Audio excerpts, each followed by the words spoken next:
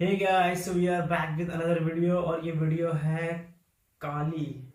Khan sir की video है। Topic का नाम है काली। एक सीक्रेट वेपन है। इसके बारे में काफी कुछ सुना है मैंने तो। और मतलब किसी को पता नहीं है कि एक्चुअली ये वेपन एग्जिस्ट करता है कि नहीं, पर काफी कहानियां फेमस है इसके बारे में कि यार ये वेपन है नहीं है। तो इस पे सर ने कुछ रोशनी डाली है, इस मुद्दे पे प्रकाश डाला है।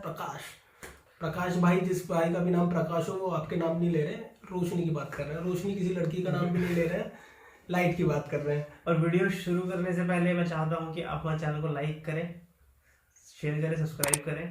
और टॉपिक का नाम है भारत की गुप्त हथियार काली, जिससे पाक चीन डरते हैं। ठीक है, काली 1000 missile in Hindi. Okay, let's react on it. उसके बाद हम देखेंगे आगे क्या हमारा रिएक्शन होता है। चलिए शुरू करते हैं।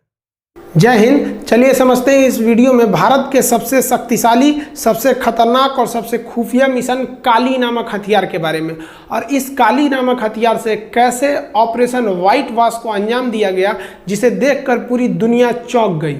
काली को सबसे पहले भाभा एटॉमिक रिसर्च सेंटर यानी बार्क ने एक इंस्ट्रूमेंट के तौर पर बनाया था, ताकि यह अपने सैटेलाइट्स को सुरक्षा दे सके, उन्हें प्रोपेल कर सके और उन पर पड़ने वाले इलेक्ट्रोमैग्नेटिक वेव से उनकी सुरक्षा कर सके। ये Bhabha atomic research centre Mumbai के समीप ट्राम्बे में है। यह एक जगह है मुंबई के पास ट्राम्बे, वहाँ ये पहाड़ियों से घिरा हुआ एक बहुत ही टॉप सीक्रेट इंडिया का जगह है। यहाँ जो भी खुफिया हथियार वगैरह बनाए जाते हैं वो इसी Bhabha atomic research centre, shortcut में बार्क, यही बनाए जाते हैं। काली का पूरा नाम होता है किलो एम्पियर लीनियर इंजेक्टर।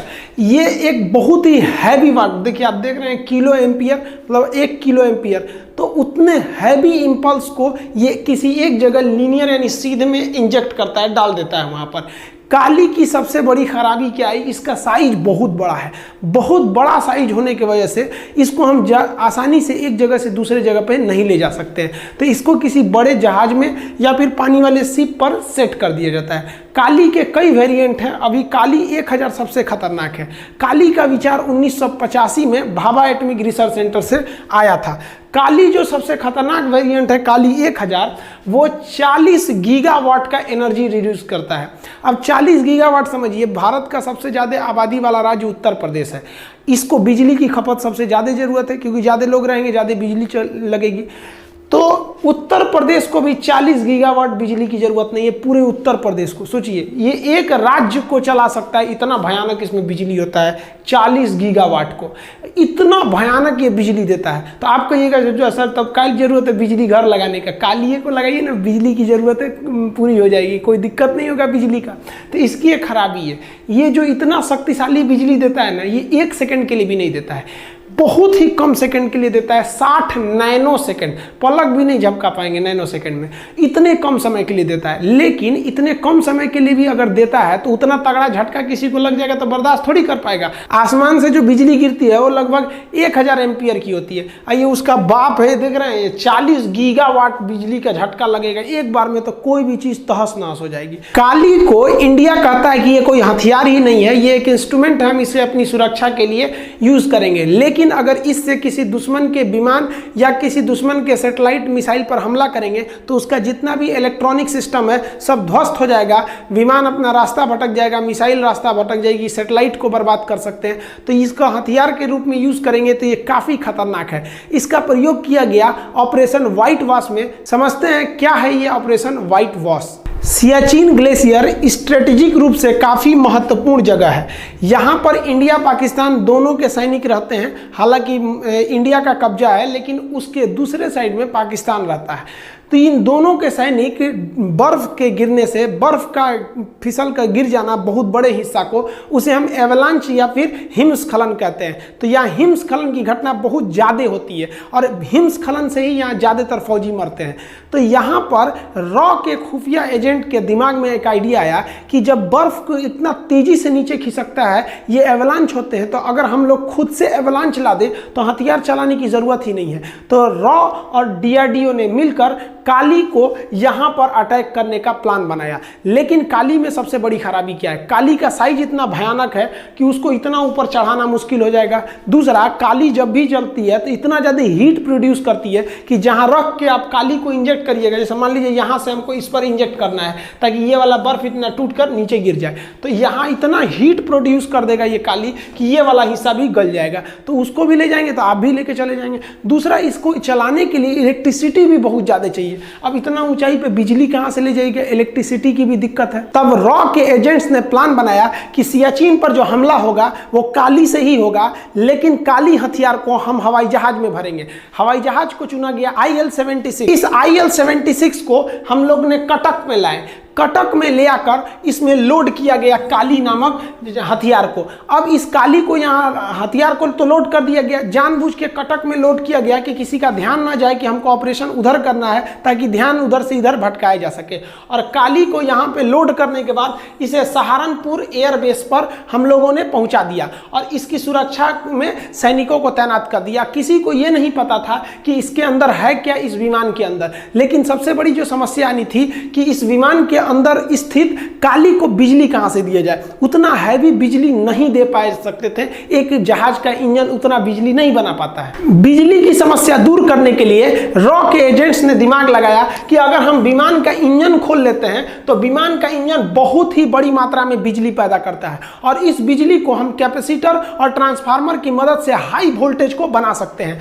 तो एक विमान का इंजन को खोलकर IL-76 के अंदर सेट किया गया और उससे बिजली बनाकर काली को स्टार्ट किया गया। IL-76 के अंदर काली नामक हथियार था, उसे अकेले नहीं छोड़ सकते थे, इसलिए सुरक्षा का बहुत ज्यादा ध्यान रखा गया। कई लेयर की सुरक्षा बनाया गया और सबसे पहले आगे भेजा गया एवॉक्स विमान को। एवॉक्स का मतलब होता है airborne warning and control system. इस विमान के ऊपर रडार लगे होते हैं और ये रडार पूरे दुश्मन को देखते रहते हैं कि कोई दूसरा जहाज तो नहीं है इस एरिया में, और अगर इस एरिया में है तो इसके अंदर बैठे जितने रडार कंट्रोलर है वो अगल बगल बता देते हैं कि 200 किलोमीटर दूर जहाज है, इधर जहाज है। तो इसको पूरी तरह से सबसे पहले भेजा गया आगे एवॉक्स को। एवॉक्स विमान आगे आगे चल रहा था। एवॉक्स के पीछे लगाया गया सुखोई को। ये सुखोई को हम लोग पूना से बुला के लाए थे। सोचिए, दक्षिण भारत से जहाज उड़ के आया था सेफ्टी देने के लिए, ताकि किसी की नजर न पड़े।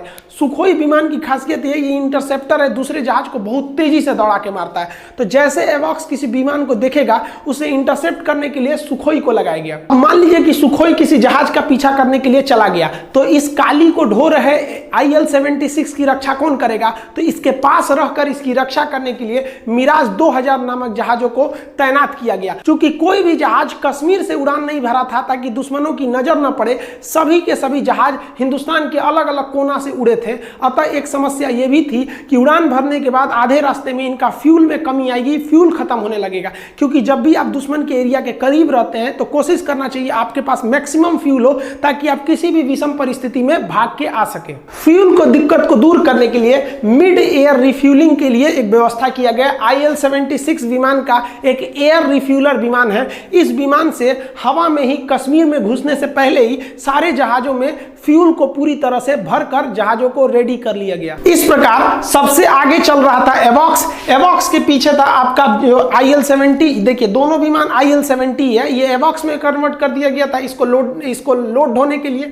अब इनकी सुरक्षा के लिए लगे थे आपके सुखोई जहाज लगे थे, मिराज जहाज लगे थे और रिफ्यूलिंग की भी व्यवस्था की गई थी। ऊपर से इसरो के सैटेलाइट भी उन पर नजर जमाए हुए हैं। इसरो के सैटेलाइट वहां पर सियाचिन के पास मिनटों की खबर ले रहे थे कि वहां पाकिस्तानी सैनिक क्या कर रहे हैं, क्या नहीं कर रहे हैं, हिमस्खलन, बर्फ की मोटाई कितनी जमी है, क्योंकि रात भर में बर्फ और ज्यादा जम जाता है। इन जहाजों के कैप्टन में किसी को नहीं पता था कि हमें हमला कहां करना है, केवल पता था कि IL-76 के पायलट को और उसके अंदर ऑपरेट कर रहे काली को। काली जो था पहुंच गया 7 अप्रैल 2012 को। ये कटक से लोड हुआ था और सहारनपुर में ये इंतजार कर रहा था। यहां से ये चल दिया सियाचिन के लिए। ये 4 बजे यहां से उड़ान भरा था, एकदम आराम से धीमी गति से आगे बढ़ता हुआ, और ये 5:40 पर सियाचिन ग्लेशियर पर गया और वहां पर इसने काली से इंजेक्ट करना चालू किया लेजर बीम्स को। वो हाई इंपल्स के बीम को वहां पर इंजेक्ट करना चालू किया। इसके इंजेक्ट करने से हाई बीम के क्षमता से वहां एक हैवी एवलांच, एक बहुत बड़ा हिमस्खलन, एक बहुत बड़ा बर्फ का चट्टान जो था वो नीचे से खिसक गया और वो नीचे गिरने लगा। इसके गिरने की रफ्तार 300 किलोमीटर प्रति घंटा थी। बुलेट ट्रेन की रफ्तार से ये बर्फ गिर रहा था। इसकी खबर पाकिस्तान को जब तक लगे कि बहुत देर हो चुकी थी, इतनी तेज रफ्तार के आगे आप कुछ भी नहीं कर सकते हैं। ये 15 मिनट के अंदर 15 मिनट 80 फीट मोटी बर्फ की चादर बिछ गई। सोचिए 80 फीट, लगभग 8 से 9 मंजिला ऊंचा बर्फ ढक गया पाकिस्तान के जो वहां बंकर्स थे उनके ऊपर। इन बंकर्स में पाकिस्तान के 124 जवान दबकर मर गए। सरकार भारत का एक टॉप सीक्रेट मिशन कंप्लीट हो गया।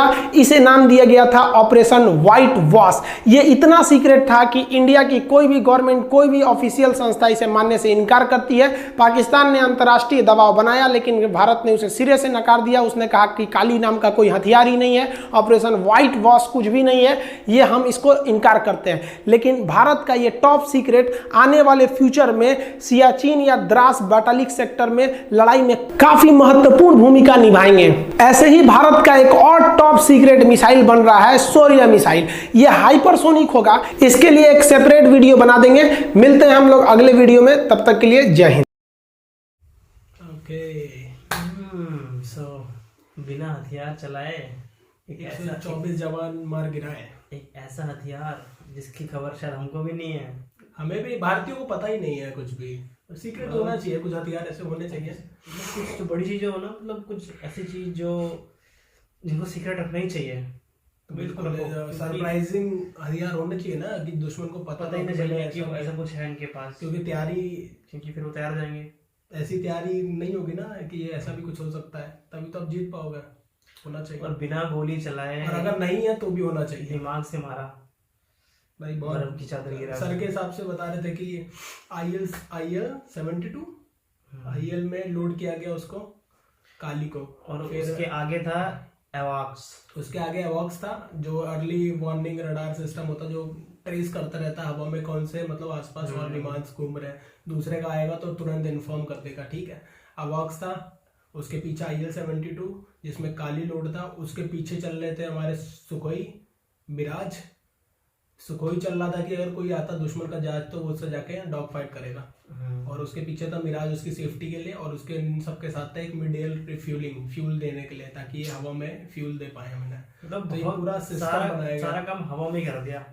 हवा में ही कर दिया और हवा में उड़ा दिया। बोलते हैं ना कि हवा में फेंक रहा है, हवा में कर दिया सारा काम। तो ये था सर का ऐसा। पर मुझे समझ में नहीं आ रहा कि चलो सर कह रहे हैं खुद की नहीं है इतना, तो ये कहानी कहाँ से आई? सोचने वाली बात है। ये कहानी का सोर्स क्या था? कुछ तो होगा, कुछ सोर्स तो होगा ना, कहीं अपने मन ग्रंथ है भी तो भी किसी ने तो बनाया होगा, वो कहाँ से आया?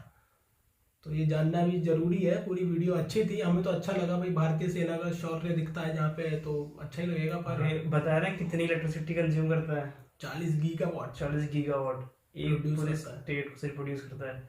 पूरे की स्टेट को चला सकता है, पूरे की स्टेट को। बहुत बड़ी बात है। लेकिन वही गड़बड़ है ना कि कुछ नैनो सेकंड, 60 नैनो सेकंड के लिए देता है। लेकिन भाई इतना ही झटका अगर किसी को दे दे, एक आदमी छोड़ो यार, पूरा का पूरा इलाका खत्म हो जाएगा दे दिया। जहाँ पे बिजली जहाँ गिरती है पूरा पेड़ उड़ जाते हैं। तो बहुत खतरनाक सिस्टम है। इसे और डेवलप अगर भारत कर रहा होगा तो और खतरनाक हथियार। नहीं, वो बोलते हैं ना कि साइंस अभिशाप भी है और वरदान भी है। बिल्कुल। तो डिपेंड करता है कि आप उसे कैसे यूज करते हो। It all depends on use. है यार, हथियार है, बढ़िया हथियार है। और ऐसे मतलब शायद हमको ना पता हो और भी सीक्रेट ऐसे हथियार होंगे जो हमको पता होनी भी नहीं चाहिए यार। सिंपल सी बात है, किसी को पता नहीं होनी चाहिए। किसी को पता नहीं होने चाहिए। और हर देश पे होते हैं कुछ ना कुछ ऐसे सीक्रेट हथियार, हर देश पे होते हैं। बहुत सारी रिसर्च चल रही होंगी भाभा में, बॉक्स में। हाँ, और क्या, कितनी तो रिपोर्ट्स हमें नहीं बताई जाएगी। आम नागरिकों को उतना ही बताया जाता है कि भैया आप नाचने गाने तक रहें, अपना थोड़ा सा टिकटॉक बना लें, अपना इंस्टाग्राम पे रील बना लें, 1-2 बार यूट्यूब पे कर लें कुछ, उतना ही काफ़ी है। क्योंकि आप ज़्यादा ना घुसे इन सब चीज़ों में तो बेटर है। सेफ्टी होती है ना, नेशन फर्स्ट। बहुत रेयर बंदों को पता होता। मैंने सुना है कि जो न्यूक्लियर की जगहें हैं भारत की, जहाँ पे रखे हुए हैं एक्चुअली में वॉरेंट्स, वो भी बहुत 135 करोड़ के देश में 1 या 2 लोगों को पता है सिर्फ। तो आप सोच लो उसकी भी कितनी सिक्योरिटी होगी। तो अच्छी बात है भाई, सिक्योरिटी में रहनी चाहिए और सब चीजें। जिन लोगों को पता है वो लोग कितने महान होंगे कि उनके मुझ से कभी जिक्र भी ना हो। बिल्कुल, हम जैसे बंदे तो बक दे, इसीलिए हम लोगों की वैल्यू नहीं है कि भाई बक दे। इसलिए तो हम लोग यहाँ पर हैं और वो लोग वहाँ पर। बिल्कुल। तो भाई अच्छी वीडियो थी, और फिर से देखेंगे कोई वीडियो सर की नई होगी तो बताइएगा आप लोग। खान सर की कोई लेटेस्ट वीडियो अभी तो फिलहाल नहीं दिख रही है, क्योंकि इनकी कुछ वीडियो है और प्रशांत सर की कुछ वीडियो तो हम रिएक्ट कर चुके हैं उन पर। बाकी मिलेंगे आपसे नेक्स्ट वीडियो में। जाने से पहले चैनल को लाइक करें, सब्सक्राइब करें और बने रहें हमारे साथ। आएंगे नेक्स्ट वीडियो में फिर से। Till then take care, bye.